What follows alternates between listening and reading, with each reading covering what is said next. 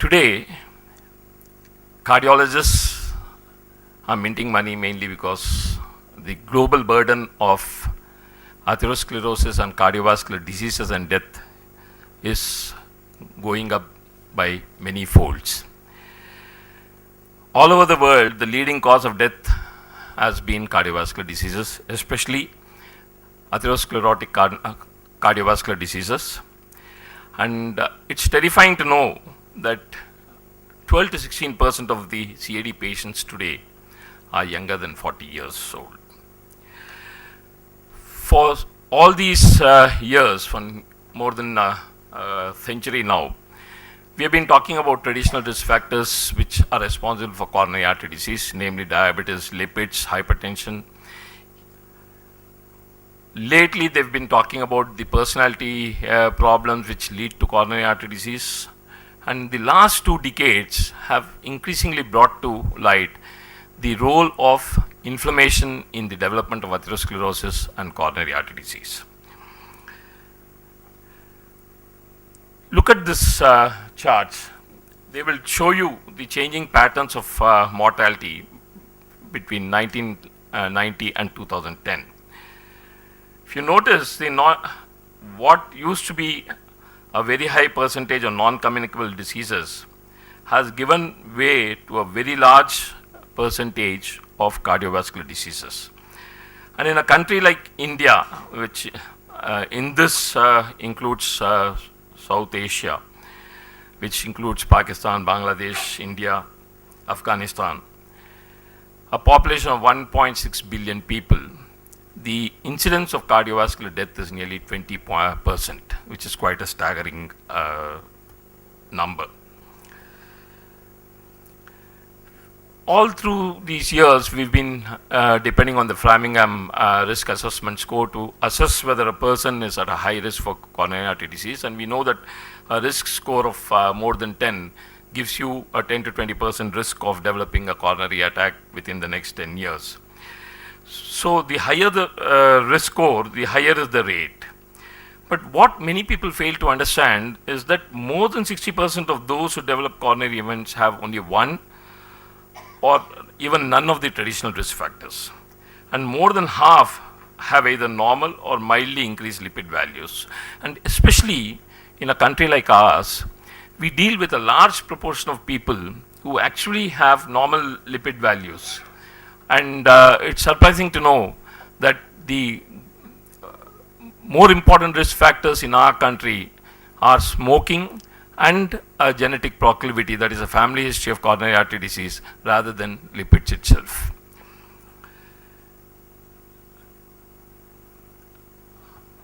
Oh my God, this doesn't play. I just try to minimize this and go to the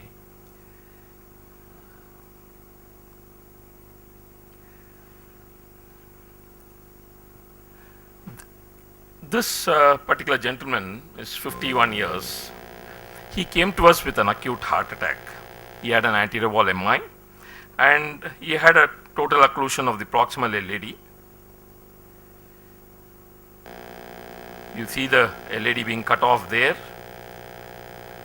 I'm sorry, it's not playing in the PowerPoint for various reasons because different computers support different PowerPoint presentation. The interest is not in the LAD which was cut off, but look at this is the right coronary artery.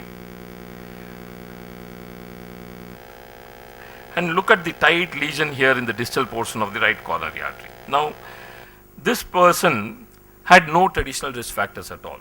We evaluated him. He was not diabetic. He was not hypertensive. He did not have significantly elevated cholesterol, and nor was he a smoker. In fact, he was given to yoga and meditation, and used to do quite a lot of exercise, and his body weight was within normal limits. So it's impossible to really decide what produces MI. Now, we of course went in and opened up this vessel, which is not the thing to be talked about here, so I'm not even showing you.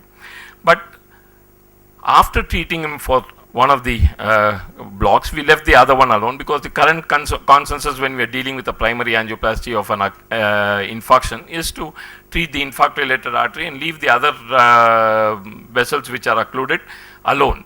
So, there are many reasons for it. One of the things that are talked about is that generally when you have an acute MI, the person probably has a pancreatitis, so it's better not to go and tackle too many vessels because you end up producing more problems than do good. So 2 months later, when because he had the second block and at discharge, we told him that we needed to open up the second vessel. We took him up for angio just last week before I came here, and the LAD of course was normal, and if you look at the RCA, the lesion has decreased from the initial 80 to 90% that was seen initially to less than 50%. So why does this happen? Obviously he was treated with high dose statins, which as you know reduces coronary inflammation apart from its cholesterol lowering purpose. So I just included this to show you that inflammation as a part of atherosclerosis is very, very important, and it has been it has come into the forefront for the last 2 decades or so.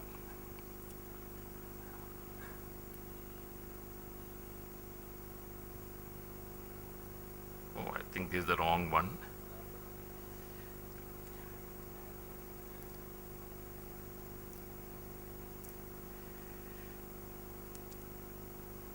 You have this kind of a thing where a laptop refuses to play the thing, you know that you might as well walk off without giving a lecture.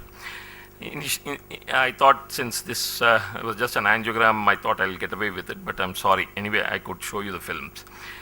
So, where are we now? I'm trying to emphasize today how important inflammation is to the development of atherosclerosis.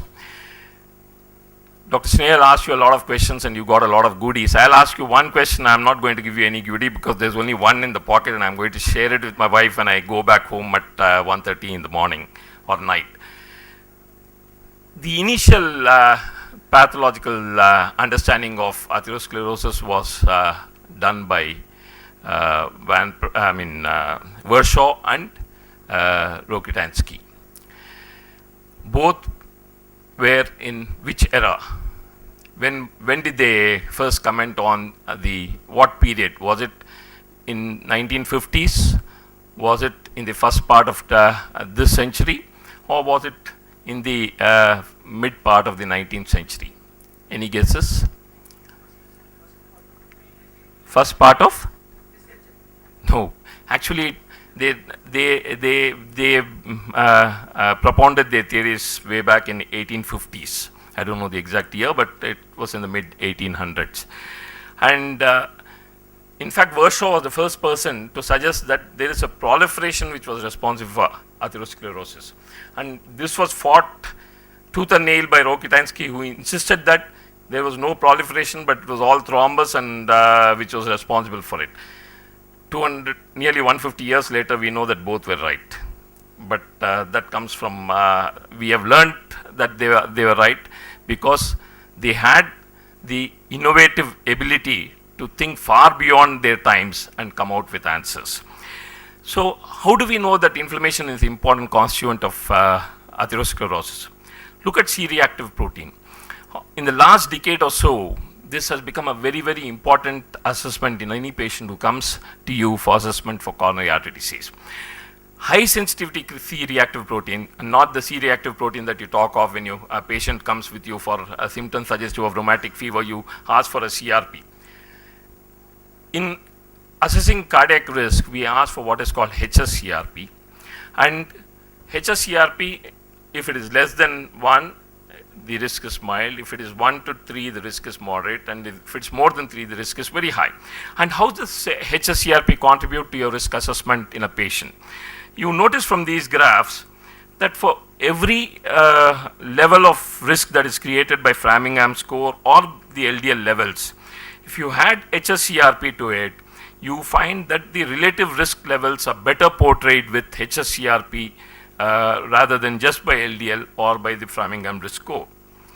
Now, these graphs I've shown, these are taken from the textbook of Braunwald, and they have shown that the highest event rate is shown when the HSCRP is high, and even when the LDL is low but the HSCRP is high, the event rate is very high. So HSCRP has now found a niche in the assessment of a patient for cardiac risk, and HSCRP, as you know, is a marker for inflammation, and this goes in favor of the fact that atherosclerosis is an inflammatory process. It starts as an inflammation.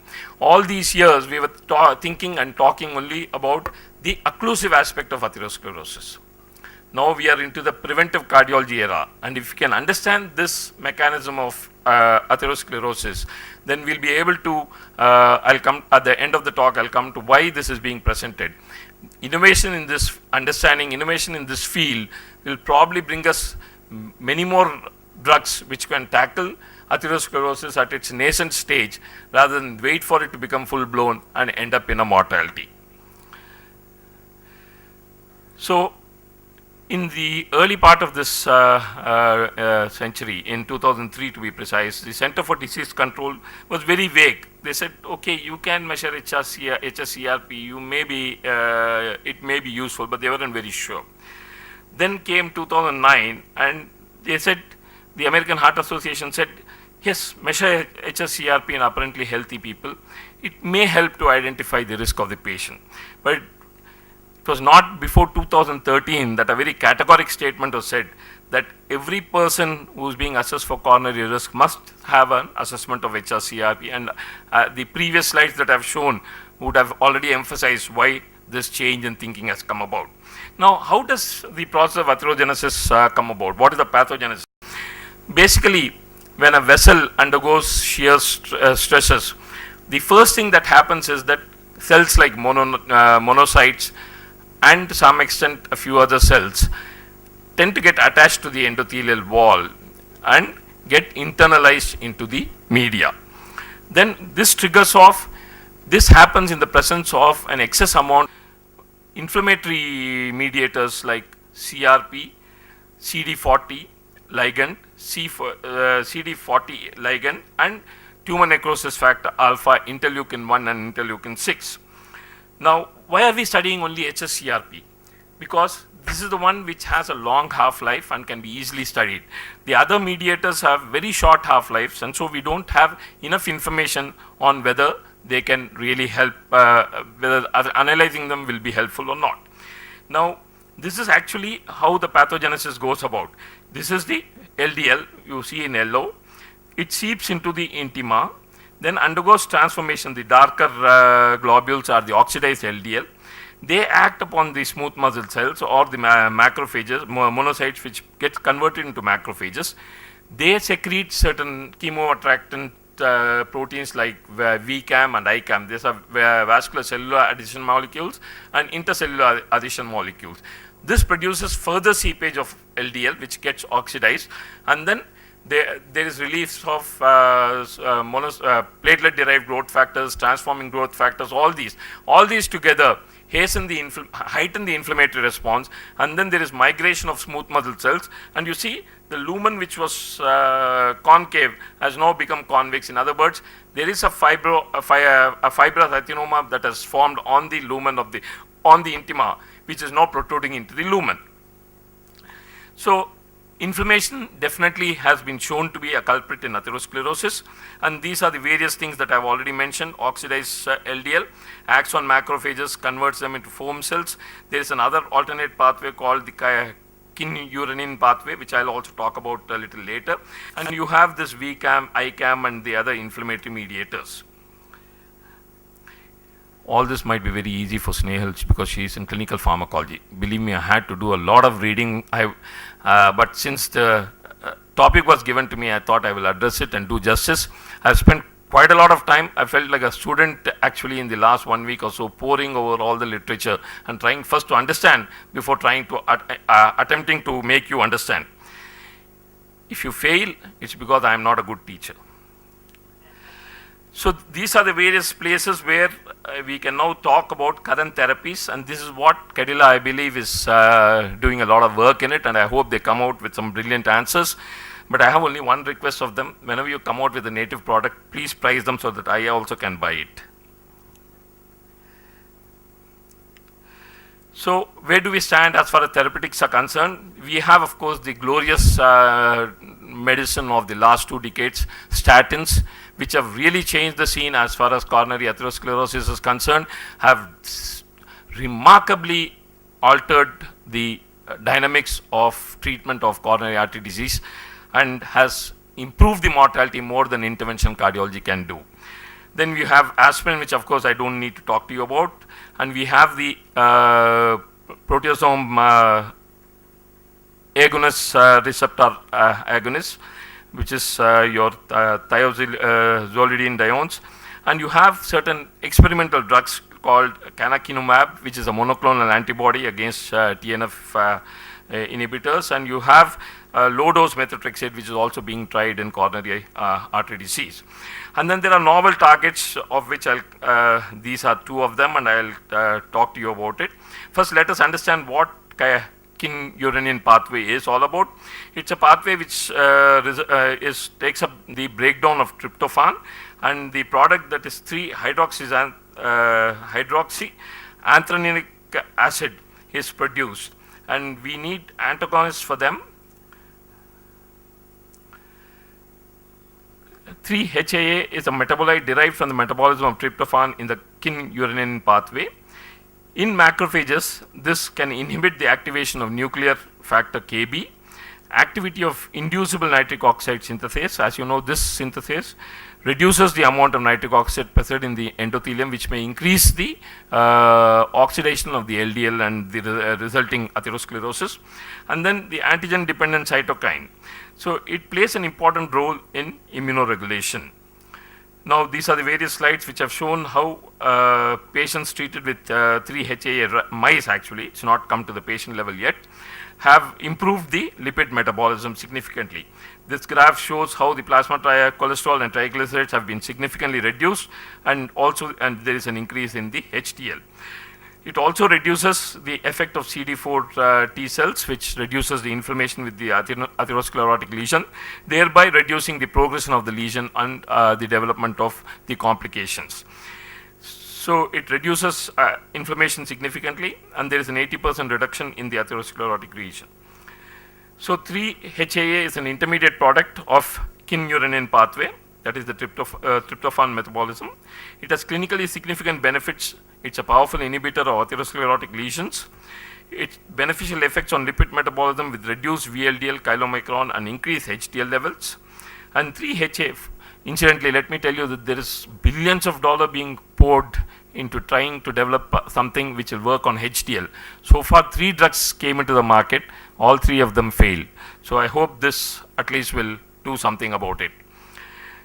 So let us go on to the other pathway, that is the nuclear factor Kb pathway, which is another very important thing in the development of atherosclerosis. And this pathway, the inflammatory stimuli initiates the activation of IKKB, which is an enzyme which splits the NFKB. The NFKB gets activated, then it becomes a transcriptor of the nucleus in the cell, that is the macrophage cell. And this releases a lot of inflammatory mediators, which, as I've already said, is the precursor for atherosclerosis.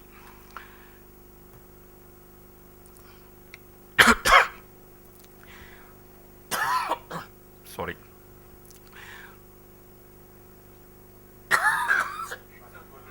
So, turmeric. And for many years, when my mother was alive, I couldn't cough in front of her, and she would immediately go and get a small glass of milk, in which she'll add turmeric and pepper and say that it cures everything. For many years I've laughed at her. Today I regret having laughed at her, because when I read about this, again curcumin, which is the alkaloid which comes from turmeric, is now being used to cure atherosclerosis. So don't laugh at older people. Please respect my gray hair and listen to me.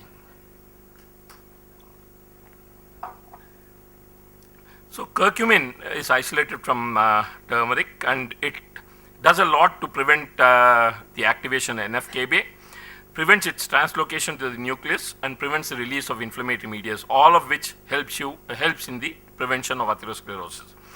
So its anti-inflammatory role in CVD is being increasingly propounded. People given this have shown a decrease in C-reactive protein. There is a decrease in MI and associated with CABG. Significantly reduces serum cholesterol and increases the HDL cholesterol. It also improves the left ventricular diastolic function. And my brother-in-law, who's 70 years old, for the last 6 or 7 years has been in chronic congestive heart failure. And his predominant problem is not a reduction in ejection fraction. He is a post-CABG patient. His predominant problem is a diastolic dysfunction, which is grade 3. And he has developed severe pulmonary hypertension because of that. So when I read this, I told him, look, this is what I've learned lately. So you better drink some milk with turmeric powder and pepper in it, and I'm sure maybe it will help you. So these are the various ways in which curcumin helps. And there are other still novel therapies that are coming up. One of them I mentioned is the monoclonal antibody, which acts on at various levels, and methotrexate also. Canakinumab is the monoclonal antibody which is being researched. So despite optimum therapy with current drugs, which include statin, 1/3 of low-risk individuals with 0 to 1 Framingham risk score risk factor have been known to develop atherosclerotic coronary vascular disease.